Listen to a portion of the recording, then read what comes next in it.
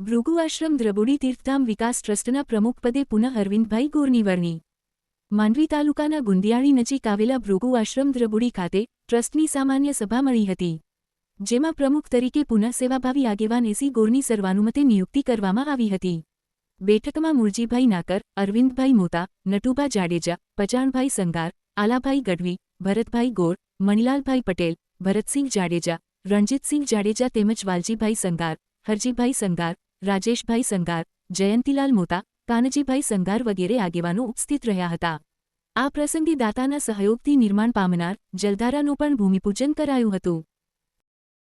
6 વર્ષ 2 ટર્મ માટે હું પ્રમુખ તરીકે રહ્યો અને મને જે દાતાઓ અને મારું ટ્રસ્ટી ગણ આખું સર્વ કારોબારી સ્ટાફ જેમણે મને સાથ અને સહકાર આપ્યો એ સૌનો હું ખૂબ ખૂબ આભાર માનું છું.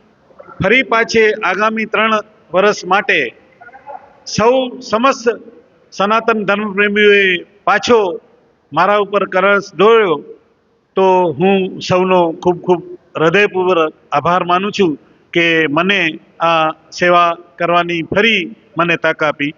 નાદુરસ્ત તબિયત હોવા છતાં પણ બધાએ જે મને પ્રેમથી આ ટ્રસ્ટ ઉપર ચાલુ રાખવા માટે પ્રોત્સાહન આપ્યું એ બદલ હું સૌનો ખૂબ ખૂબ આભાર માનું છું.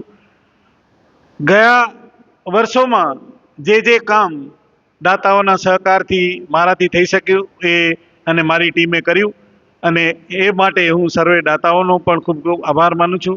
આવનારા દિવસોમાં આ સ્થળ પર્યટન ધામ તરીકે વિકસે એવી મારી અપેક્ષા અને મારી ઈચ્છા છે અને એમાં સર્વ ધર્મપ્રેમી ભાઈઓએ સાથ પુરાવી અને સાથ અને સહકાર આપવા માટે એમણે પોતાના વિચારો રજૂ કર્યા અને એ વિચારોની પ્રેરણા લઈ અને ટૂંક સમયમાં એ બાબતે પણ અમે પર્યટન ધામ વિકસે એ માટેના પ્રયત્નો કરીશું.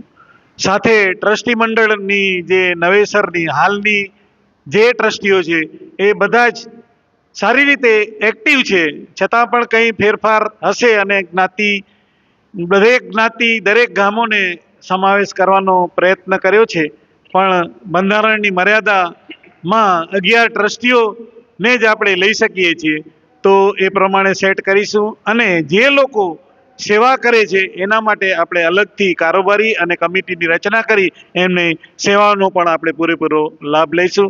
આ સંસ્થા દિન પ્રતિદિન વિકસે અને આગળ પ્રગતિ કરે એવી પ્રભુ પાસે પ્રાર્થના કરું છું.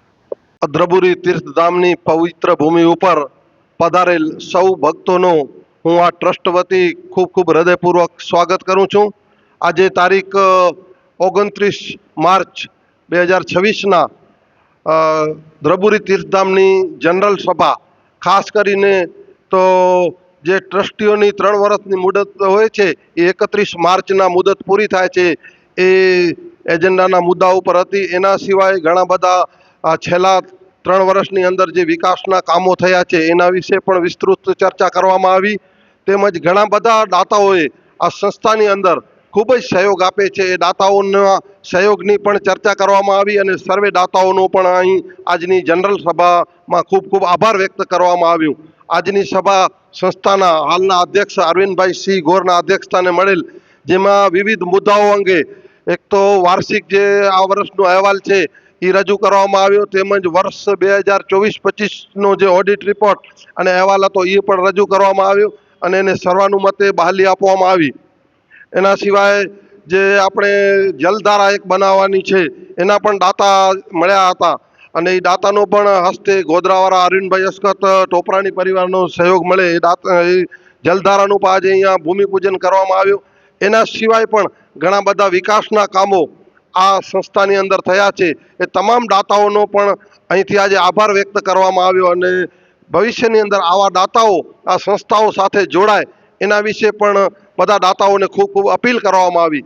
આ ધર્મસ્થળ એક સનાતન પ્રેમી ધર્મસ્થળ છે અને ઘણા બધા સનાતન ધર્મ પ્રેમીઓ આજુબાજુના વિસ્તારમાંથી આવે છે. ત્યારે આ સંસ્થાનું છેલ્લા આપણે જોઈએ છીએ 10 વર્ષની અંદર ખૂબ જ વિકાસના કાર્યો, લગભગ ઓછામાં ઓછા 5 થી 7 કરોડ રૂપિયાના વિકાસના કામો છેલ્લા 3 વર્ષની અંદર આ સંસ્થામાં થયા છે. એમાં તળાવના કામ હોય, બગીચાના કામ હોય, બાંધકામના કામ છે, ગૌશાળાના કામ છે, ઇન્ટરલોકના રસ્તાઓના ઘણા બધા કામો આ સંસ્થાની અંદર થયા છે. તે તમામે તમામ દાતાઓનો હું અહીંથી સહયોગ જે મળ્યો છે એમનો ખૂબ ખૂબ આ સંસ્થા વતી આભાર વ્યક્ત કરું છું. ને ખાસ કરી અને જ્યારે આમ ટ્રસ્ટની મુદત પૂરી થઈ ત્યારે આજે લગભગ મોટી સંખ્યામાં ઘણા બધા હરિભક્તો હાજર હતા. ત્યારે પ્રમુખ શ્રી અરવિંદભાઈ સિંહ ગોરની સર્વાનુમતે ફરી 3 વર્ષ માટે એની નિમણૂક કરવામાં આવી છે.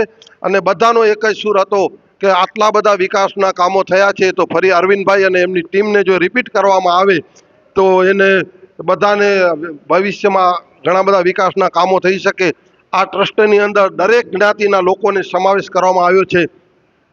બ્રાહ્મણ સમાજ હોય, ક્ષત્રિય સમાજ હોય, ગઢવી સમાજ હોય, સંઘાર સમાજ હોય, પટેલ સમાજ હોય, બધા લગભગ સનાતન પ્રેમીઓ આજુબાજુના જે ગામડાઓના જે વિસ્તારના જે લોકો છે એમાં દરેક જ્ઞાતિના લોકોનો આ ટ્રસ્ટની અંદર સમાવેશ કરવામાં આવ્યો છે. એટલે દરેક જ્ઞાતિને પણ આ સંસ્થામાં ન્યાય મળે અને એની કાંઈ પણ રજૂઆતો હોય તો એ ટ્રસ્ટી આ સંસ્થામાં એના સૂચન પણ કરી શકે.